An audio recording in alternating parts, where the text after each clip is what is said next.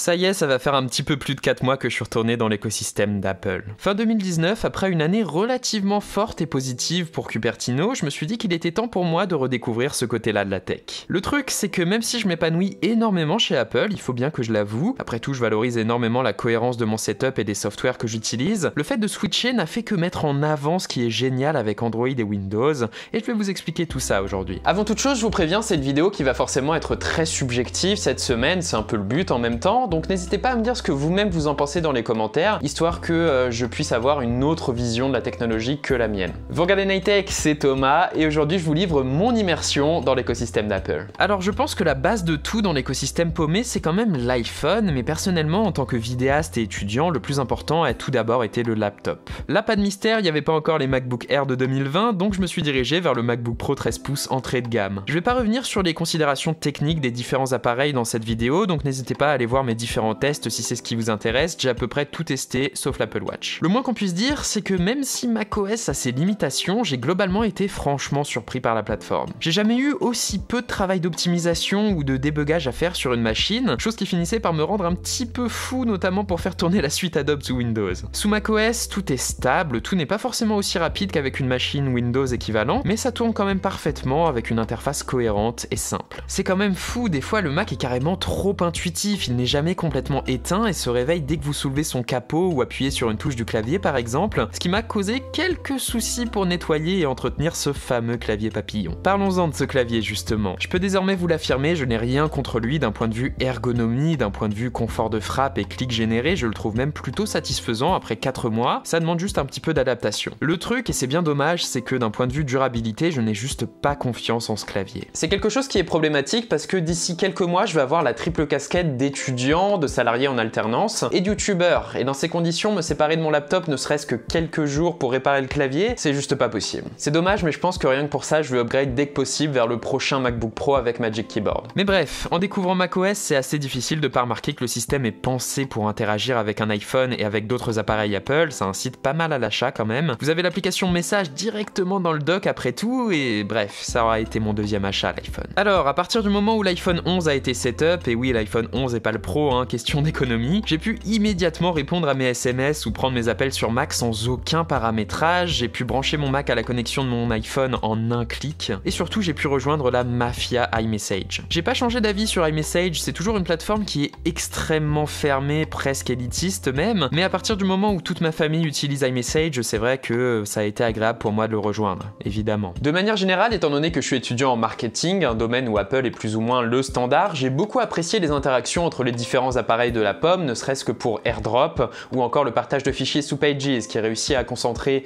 traitement de texte minimaliste, simple et plutôt complet. Et bah vous savez quoi, au final l'iPhone ne s'est pas tant illustré en lui-même que par les interactions qu'il offre avec les autres appareils de l'écosystème d'Apple. C'est peut-être parce que je viens d'Android, mais j'ai pas vraiment été impressionné par l'iPhone lui-même, et c'est bien là un parti pris de la marque. Quand tu choisis l'iPhone, tu choisis pas forcément l'emploi de technologies pionnières ou ultra récentes comme les actuels écrans pliables ou le capteur photo XXL des derniers S20, mais tu choisis des technologies maîtrisées, qui ont fait leurs preuves et qui sont poussées au bout de ce qu'elles peuvent faire et intégrées de manière cohérente. Il va toujours y avoir des exceptions bien sûr, et de temps en temps Apple sort des trucs qui sont vraiment impressionnants en eux-mêmes techniquement parlant, mais les iPhones s'illustrent en général dans leurs soins au détail, dans l'autonomie de leurs appareils désormais, dans la qualité de ces écrans, quand bien même ils ne sont pas 90 ou 120 Hz. Bref, les iPhones se distinguent parce que je qualifierais de conservatisme au service de la qualité. Le détail qui me fait un peu mentir pour moi, c'est leur partie processeur ARM et architecture interne qui effectivement est au top. L'un dans l'autre, j'ai l'impression que si la plupart des constructeurs Android se demandent qu'est-ce que je peux intégrer dans mon prochain appareil, Apple s'interroge plutôt sur qu'est-ce que je dois intégrer dans mon prochain appareil.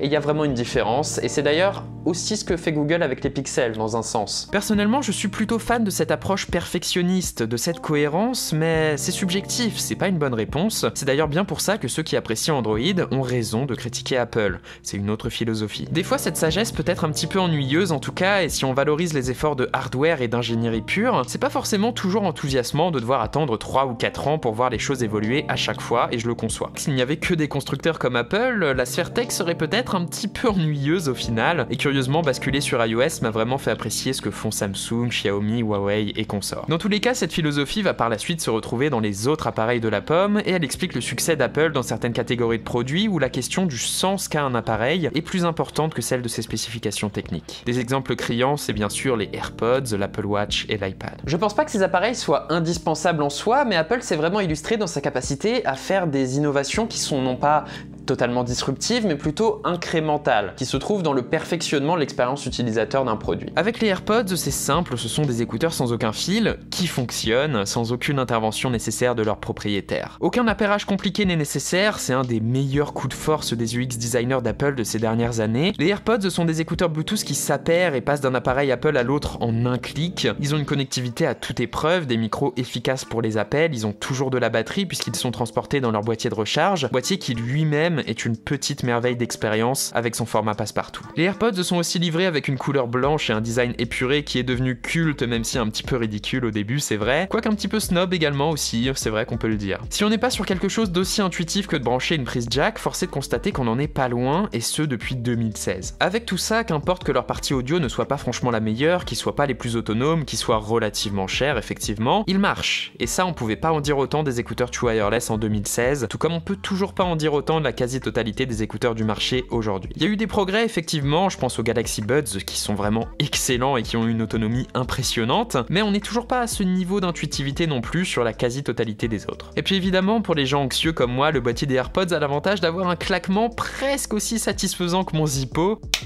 J'ai bien dit presque. Alors l'Apple Watch maintenant, c'est sans doute mon petit coup de cœur de l'écosystème d'Apple, et c'est sans doute l'appareil grand public qui pousse le plus le domaine de la santé connectée, même si notre cher WeThings national y est aussi pour beaucoup. Là, l'Apple Watch a deux avantages selon moi. Le premier, c'est sa maîtrise des puces ARM qui permettent à Apple d'avoir un certain avantage de fluidité et de fonctionnalité par rapport à la plupart des autres mondes du marché. C'est tout bête, mais comme avec les AirPods, l'Apple Watch est rapide, elle est fiable, elle fonctionne. En tant que sportif, j'apprécie vraiment le fait d'avoir confiance en les estimations de ma montre vis-à-vis de mon rythme cardiaque et de mon activité physique. Et puis évidemment, le fait d'avoir des applications qui s'ouvrent au doigt et à l'œil, et même un multitâche sur une montre, c'est assez cool. Le second avantage, c'est la capacité qu'a Apple de raisonner et éventuellement d'orienter le marché. Concrètement, je sais pas si une quelconque autre entreprise aurait pu démocratiser l'utilisation d'un électrocardiogramme au sein d'une montre, par exemple. C'est vrai que même si le marché des montres connectées est en attente de renouveau, j'ai l'impression que l'Apple Watch a trouvé sa place en tant qu'assistant de santé et de fitness, en plus de son statut d'appendice de l'iPhone. Et puis bien sûr, force est de constater que si le cadran carré ne met pas tout le monde d'accord, je le comprends en termes de design, l'Apple Watch bénéficie d'un certain soin à la construction qui est juste indéniable et toujours sympa pour une montre. Petite killer feature, déverrouiller son Mac avec l'Apple Watch automatiquement, le tout avec un petit retour haptique ultra satisfaisant, faut avouer que c'est pas mal, ça laisse une très bonne impression. Dans un autre ordre d'idée maintenant, et pour faire très court, c'est l'iPad, même si bon, il mériterait beaucoup de vidéos dédiées celui-là. Personnellement, vu mon affection pour le format laptop, je me suis dirigé vers l'iPad 7, le modèle d'entrée de gamme, parce que je voulais simplement un appareil qui soit secondaire, accessoire, complémentaire, plus agréable à utiliser que mon laptop de temps en temps. Sans trop m'avancer, je pense pouvoir dire que ce qui fait que l'iPad est, à l'instar des AirPods, quasi hégémonique sur son marché, c'est encore une fois cette réflexion sur ce que devrait être le produit, ici la tablette. L'iPad sert à communiquer, à afficher de l'information, on peut toujours faire du traitement de texte, du graphisme, un petit peu de montage vidéo même désormais,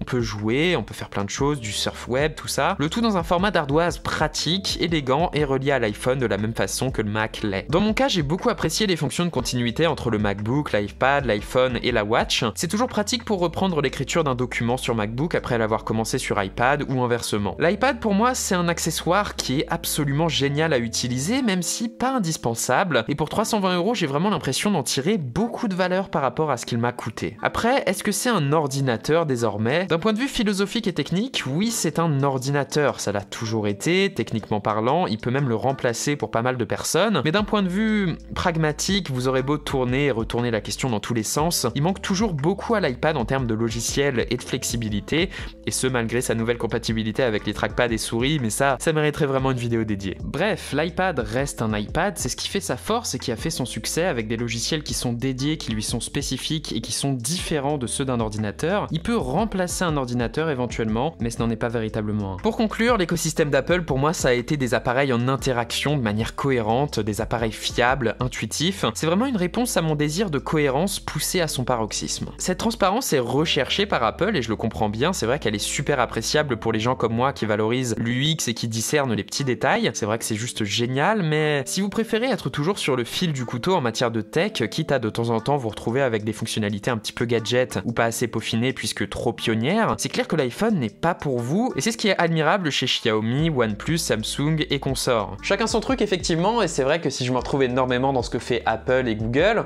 ça m'empêche pas de baver devant les Galaxy S20, OnePlus 8 et autres smartphones, et même, ça me les fait apprécier d'autant plus en fait. C'est assez particulier, je sais pas si vous comprendrez ce point-là. Mais bref, c'était Nightech, c'était Thomas, j'espère que cette vidéo vous aura plu, qu'elle vous aura éventuellement aidé, elle était forcément très subjective, donc pour le coup, n'hésitez vraiment pas à me dire ce que vous en pensez dans les commentaires. Comme d'habitude, si cette vidéo vous a plu, vous savez quoi faire, le j'aime, le commentaire, l'abonnement et le partage, ça fait grandir notre toute petite chaîne et c'est toujours aussi sympa de le voir.